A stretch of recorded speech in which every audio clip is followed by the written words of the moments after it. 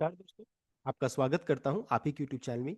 Video को start करने से पहले आप सभी से रिक्वेस्ट करूंगा, अगर अभी तक आपने चैनल को सब्सक्राइब नहीं किया तो इससे request all of please channel को सब्सक्राइब कीजिए। वीडियो को लाइक कीजिए एंड शेयर कीजिए एज मच एज पॉसिबल, ताकि ज़्यादा से ज़्यादा लोगों तक ये वीडियो पहुंच सके। तो चलिए स्टार्ट करते हैं। जहां पर देखिए आज हम लोग डिस्कशन करेंगे अबाउट ग्रो आईपीओ के बारे में डिस्कशन करेंगे, जहां पर लोगों को जबरदस्त रिटर्न मुश्किल से 4 से 5 दिनों में ही आ चुका है। तब क्वेश्चन अरेज हो जाता है कि क्या करना चाहिए, short term and long term दोनों के पर्सपेक्टिव से क्या करना सही रहेगा। तो हम लोग उसको चेक करेंगे, कहाँ पर प्रॉफिट बुकिंग हो सकता है, कहाँ पर वैल्यूएशन महंगा हुआ, इन सभी चीज़ों को चेक किया जाएगा। देख सकते हैं इसका मार्केट कैप 1 लाख के ऊपर जा चुका है, 1,15,940 करोड़ के यहाँ पर पहुंच चुका है। तो जबरदस्त यहाँ पर देखिए रिटर्न्स आए हैं। अभी करंटली भाव चल रहा है लगभग 188 के अराउंड में चल रहा है, देख सकते हैं। हाई बनाया 191 के अराउंड में, देख सकते हैं। तो अब है क्वेश्चन आया होता है कि क्या इसका वैल्यूएशन अब महंगा हुआ है कि नहीं हुआ है। तो अभी सबसे पहले चीज देखिए बताना चाहूंगा, इसको मत देखिए आप। हम लोग अपना जो एक्सेल शीट है उसको हम लोग फॉलो करेंगे। इंडस्ट्री का बस चेक कर लीजिए कि 20.6 है, देख सकते हैं। प्रॉफिटेबल स्टॉक है, पीट स्कोर 5 का, 9 से जितना करीब उतना अच्छा माना पाए हुए, तो ओके के सॉर्ट है, बहुत बढ़िया ना, बहुत अच्छा है। प्रोमोटर होल्डिंग 27.8% है। डेट 610 करोड़ का है, डिविडेंड पे आउट जीरो है, डिविडेंड यील्ड जीरो यहाँ पर देखने को मिल रहा है। फेस वैल्यू कंपनी का 2 यहाँ पर है। अब आगे बढ़ते हैं। अभी प्रमोटर होल्डिंग हम लोगों ने चेक किया 27.8% है, देख सकते हैं। अभी अगर चेक कीजिएगा, इसमें एफ का स्टेक 57.14 है। डीआई का स्टेक को चेक कीजिएगा तो 4.07 है। यानी एफ आई यहाँ पर भर करके देख सकते हैं, उन्होंने अच्छा खासा खरीदारी किया और अच्छा रिटर्न्स आएगा तो तुरंत प्रॉफिट बुकिंग करके निकलेंगे, फिर वो बटेगा किसके पास, डीआई के पास जाएगा।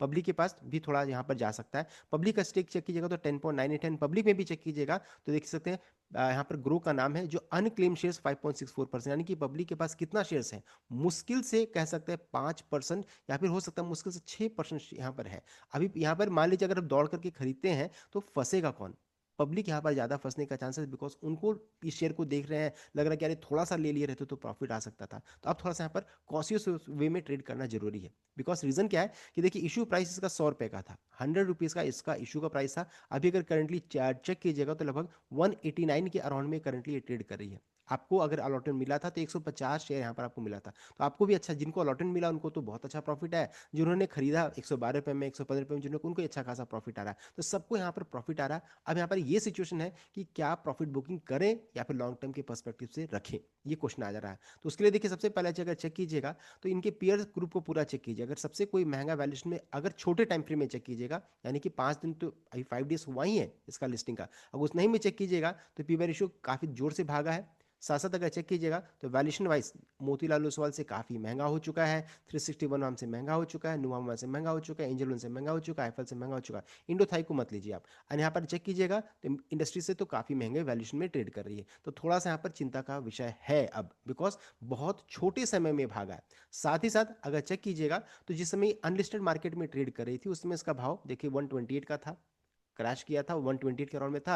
और वहां जो लोग यहाँ फंसे थे वो भी निकल चुके हैं। एंड 52 हाई को चेक कीजिएगा 155 के अराउंड में, सभी देख सकते हैं अपने 52 हाई को ब्रेक करके उसके ऊपर में करंटली ट्रेड कर रही है, यानी कि यहाँ पर अच्छे तरीके से सब कोई निकल चुके हैं। अब अगर खरीदारी करते हैं तो थोड़ा सा यहाँ पर चिंता का विषय हो सकता है। अब आगे बढ़ते हैं।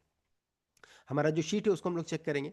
यहाँ पर देखिए इंडस्ट्री का पी बाई रेशियो 20.6 है, देख सकते हैं इंडस्ट्री का पी बाई रेशियो 20.6 है। इस भाव में अगर चेक करते हैं तो 50.47 है, जो कि देखिए ये आना तो उतना चांसेस नहीं है कभी, बहुत बहुत रेयर चांस है कभी, मतलब मिल जाए तो बहुत बड़ी बात है, लेकिन होगा नहीं कभी भी। यहाँ पर हम लोग यहाँ से स्टार्ट करते हैं। जो कंपनी ने इशू प्राइस रखा था 100 रुपीज़ का, 40.83 है, यानी कि अगर मार्केट से कंपेयर कीजिएगा इंडस्ट्री का पी बाई रेशियो से, तो वैल्यूएशन हम लोगों को महंगा लग रहा था। लेकिन हम लोगों ने ये डिस्कस किया था ये महंगा न सस्ता है न महंगा है, बिकॉज अपने जितने भी पीयर ग्रुप है अगर चेक कीजिएगा तो सबका मल्टीपल 31-33 की रेंज में है। तो बहुत महंगा ये था नहीं। सब बोल रहे थे बहुत महंगा शेयर है, लेकिन महंगा नहीं, हम लोगों ने ये भी डिस्कस किया था। तो अब क्या है कि चलिए एंजल वन से काफी ऊपर जा चुकी है, मोतीलाल ओसवाल से नुवामा सबसे देखिए काफी ऊपर में इस जगह पे अभी करंटली ट्रेड करे, इस रेंज में आ चुका है। अभी 190 का लेवल नहीं आया तो इस रेंज में अभी आ चुका है, देख सकते हैं। यानी कि इसका अगर मान लीजिए अगर हम लोग चेक करेंगे 190 के अराउंड में, तो इसका वैल्यूएशन क्या हो जाएगा 196 के अराउंड में, तो 80 की पी वाई रेशियो में जाकर ये ट्रेड करने लगेगी। तो देखिए टारगेट जो निकल कर इस अभी जैसे 188 के अराउंड में ट्रेड कर रही है, तो टारगेट जो निकल कर आ रहा है कि 200 जो रहता है 200, एक साइकोलॉजिकल देखिए रेसिस्टेंस का काम करेगा। यहां पर जाकर के थोड़ा आपको प्रॉफिट बुकिंग देखने को मिल सकता है, यहां पर जाकर के 200 के रेंज में। 200 का मतलब 200 सिर्फ नहीं होता है, वन देख सकते हैं 190 से लेकर के 200 के रेंज में कभी भी यहाँ पर प्रॉफिट बुकिंग स्टार्ट हो सकता है, ध्यान दीजिएगा। बिकॉज यहाँ पर लोगों को अच्छा खासा रिटर्न यहाँ पर आ रहा है, कितना हम लोग उसको आगे चेक करेंगे।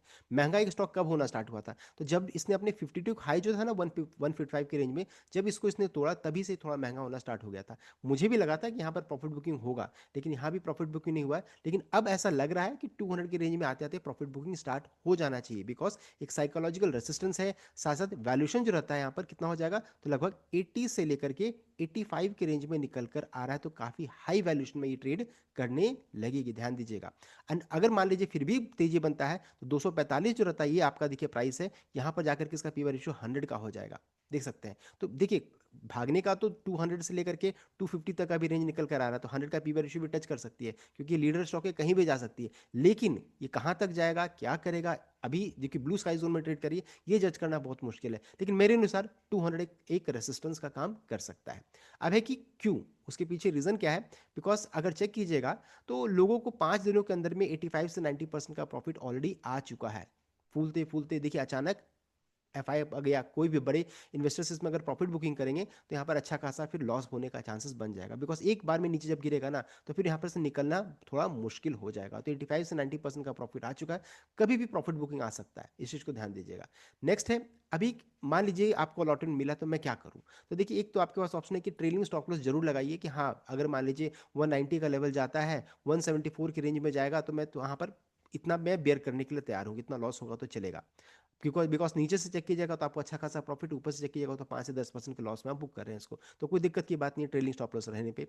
दूसरा है कि ट्रेडिंग स्टॉप लॉस मैं लगाना नहीं चाहता हूं, मैं इसे लॉन्ग टर्म पर्सपेक्टिव से भी रखूंगा, तो पार्शियल प्रॉफिट बुक कर सकते हैं। 50 मान लीजिए 150 शेयर अलॉटमेंट हुआ, 50 शेयर बेच देंगे, तो कम से कम कुछ तो अपने प्रॉफिट बुकिंग किया ना। अगर मान लीजिए गिर या किसी कारण से गिरावट हो जाती है तो उस रेंज में क्या हो जाएगा, फिर इसी 50 शेयर को आप खरीद बिक्री कर सकते हैं, ऊपर नीचे आप उसको ट्रेड कर सकते हैं। तो या फिर 174 का स्टॉप लॉस आपका होना चाहिए, 174 एक गैप है, उस जगह पर आप चेक कर सकते हैं अपने चार्ट में भी। तो देखिए आप खुद से भी इसको एनालाइज कीजिए इसको, और साथ साथ एक और ये चेक कीजिएगा कि डेली चार्ट में अगर ऐसा फॉर्मेशन आपको देखने को मिले, बेयरिश एनगल्फिंग कैंडलस्टिक पैटर्न दिखे, तो समझ जाइए कि थोड़ा यहाँ पर प्रॉफिट बुकिंग होने का चांसेस बन जाएगा। तो इसको जरूर गौर कीजिएगा कि डेली चार्ट में ये बन रहा है कि नहीं बन रहा है। अगर बनेगा तो अभी समझिए डेंजर स्टार्ट हो रहा है, इस चीज को ध्यान दीजिएगा। साथ ही साथ अब क्या फ्रेश इन्वेस्टमेंट इस जगह पर करना चाहिए, तो मैं यहाँ पर भी तुरंत फ्रेश इन्वेस्टमेंट दौड़ के नहीं करने वाला, बिकॉज ऑलरेडी 85 से 90% और ये स्टॉक भाग चुका है। साथ ही साथ अभी ये कि मान लीजिए मेरे पास 200 शेयर खरीदने का पैसा है, तो मैं 175 में 25 शेयर खरीदूंगा, 150 में 25 शेयर खरीदूंगा, 125 में 25 शेयर करूंगा, एंड 100 रुपये के रेंज में जाते जाते 50 शेयर खरीदने की कोशिश करूंगा। तो इस तरीके से लॉन्ग टर्म परस्पेक्टिव से फ्रेश इन्वेस्टमेंट की मैं इस तरीके से सोच रहा हूँ, ये मेरा प्लानिंग है। मैं आपको कोई बायस रिकमेंडेशन यहाँ पर नहीं दे रहा हूँ। कोई डाउट है तो आप इस तरीके का कैंडलस्टिक पैटर्न को सर्च कीजिए और खुद से भी ट्रेड एनालाइज कर सकते हैं, या फिर अपने इन्वेस्टमेंट एनालिसिस से बात कर सकते हैं। तो ये सभी चीजें हैं, हम लोगों ने डिस्कस कर लिया कि क्या करना चाहिए ग्रो आईपीओ में। आई होप आपको लाइक किया, शेयर किया, चैनल को सब्सक्राइब कीजिएगा। Thank you.